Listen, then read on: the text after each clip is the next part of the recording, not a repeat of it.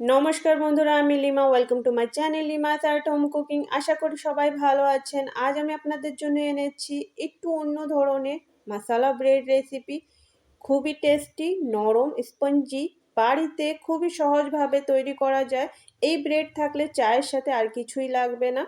তো চলুন রেসিপিটা শুরু করা যাক। খুবই সহজ এই রেসিপি, ঝটপট তৈরি করা যাবে। তো এখানে আমি নিয়েছি এই রেসিপি তৈরি করার জন্য প্রথমে এক বাটিতে একটু উষ্ণ গরম দুধ আর দিয়েছি 1 চামচ ইস্ট। 1 চামচ ইস্ট দিয়ে ভালো করে মিক্স করে নেব আর এটাকে সাইডে রেখে এখন এখানে আমি নিয়ে নিচ্ছি 200 গ্রাম ময়দা আর এখানে দিয়ে দিচ্ছি 1/2 চামচের একটু কম লবণ আর এখানে একসাথেই দিয়ে দেব 3 চামচ চিনি। এটা একটু মিষ্টি মিষ্টি আর একটু স্পাইসি, একটু অন্যরকম স্বাদের ব্রেড তৈরি হবে। আর এরপর দেখুন আমি এখানে দিয়ে দিচ্ছি যে ইস্ট মিশিয়ে দুধটা রেখেছিলাম সেই দুধটা এখানে অ্যাড করে দিচ্ছি আর সব কিছুকে ভালো করে মিক্স করে নেব।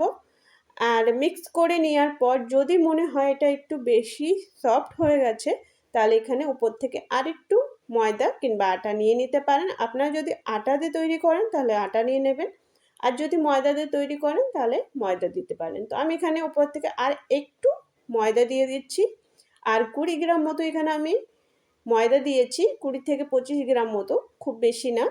তো ময়দা দেওয়ার পর এটাকে মাখিয়ে নিচ্ছি। খুব বেশি টাইট ডো করব না, একটু সফটই রাখতে হবে এই ডোটাকে। তো দেখলে নিশ্চয়ই বুঝতে পারছেন একটু স্টিকি আছে।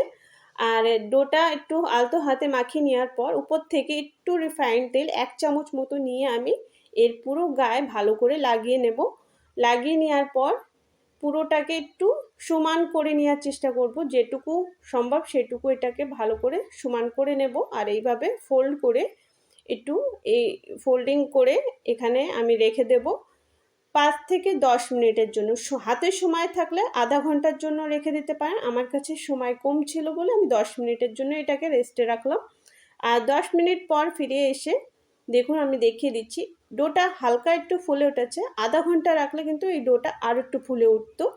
তো এরপর আমি উপর থেকে একটু ময়দা ছিটিয়ে নিয়েছি আর এটাকে আবার একটু ভালো করে আলতো হাতে তুলে নেব, মাখিয়ে নেব ভালো করে মিক্স করে নেওয়ার পর। আর একটু আটা ময়দা না ছিটিয়ে নিলে কিন্তু এটা হাতে লেগে যেতে পারে, যেহেতু অতিরিক্ত স্টিকি।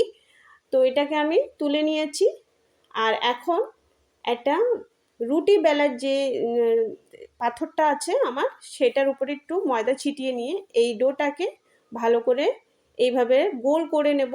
আর এরপর হাত দিয়ে চেপে চেপে এটাকে বড় করে নেব। আর চাইলে আপনারা এটা রুটি বেলনা দিয়ে এটাকে বেলে নিতে পারেন। আমি একটু বেলে নেব হালকা হাতে, হালকাই বেলবো, খুব বেশি না, এটাকে যেহেতু মোটাই রাখতে হবে। তো হালকা করে আমি একটু এটাকে বড় করে বেলে নেওয়ার চেষ্টা করব। উপর থেকে একটু ময়দা ছিটিয়ে নিয়ে এটাকে বেলে নিচ্ছি। এটা যেহেতু খুবই স্টিকি এই জন্য আমার ময়দাটা বারবার দিয়ে দিয়েছি, নাহলে কিন্তু হাতে লেগে যাচ্ছিলো প্রচুরভাবে।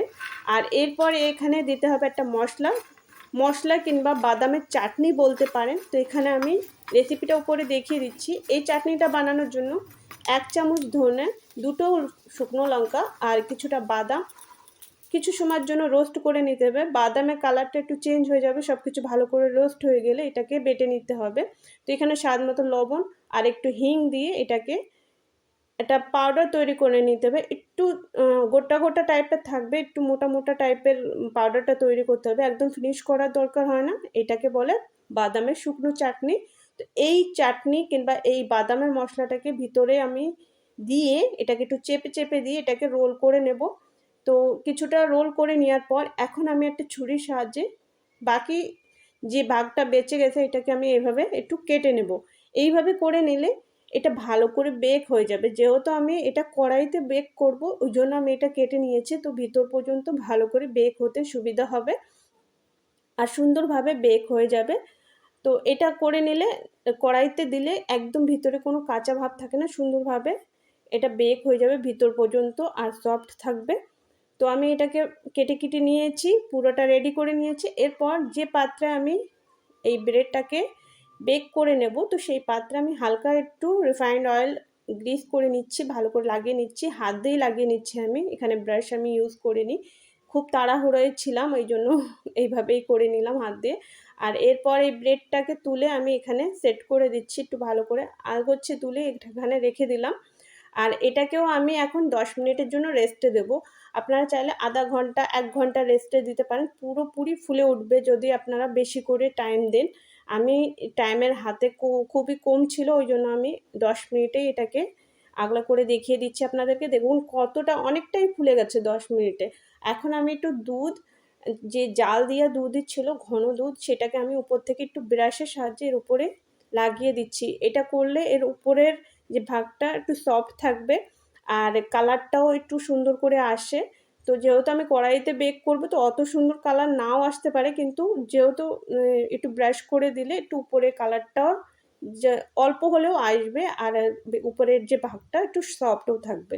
তো এখন আমি একটা কড়াই বসিয়ে দিয়েছি, কড়াইটাকে গরম করতে দিয়েছি আর নিচে একটা স্ট্যান্ড মতো দিয়েছি। এটা অনেক পুরনো স্ট্যান্ড, এছাড়া আর কোনো স্ট্যান্ড আমি পাইনি।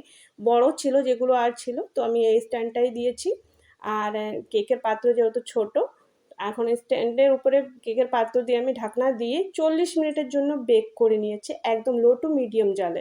40 মিনিট পর দেখুন এটা পুরোপুরি বেক হয়ে গেছে আর উপরে দেখতে পাচ্ছেন একটু হালকা ক্র্যাক চলে এসছে। তো এটাই হচ্ছে সিগন্যাল কি এটা আমার খুবই সুন্দরভাবে বেক হয়ে গেছে। এখন আমি এটাকে নামিয়ে নিচ্ছি আর কিছু সময়ের জন্য ঠান্ডা করে নেব। 1-1.5 ঘন্টা পর আমি আবার ফিরে এলাম, কারণ আমি অন্য কাজে চলে গেছিলাম। তো 1 ঘন্টা পর আমি এটাকে আপনাদেরকে দেখিয়ে দিচ্ছি। দেখুন কিছুটা এইভাবে হয়েছে আর খুবই সফট, আর ঠান্ডা হওয়ার পরেও খুবই সফট আছে। আর এখন আমি এটাকে দেখুন কেটে দেখিয়ে দিচ্ছি আপনাদেরকে। আর কেটে নেওয়ার পর এর ভেতরে যে আমরা মশলার লেয়ারটা দিয়েছিলাম খুবই সুন্দরভাবে দেখতে লাগবে, এত সুন্দর।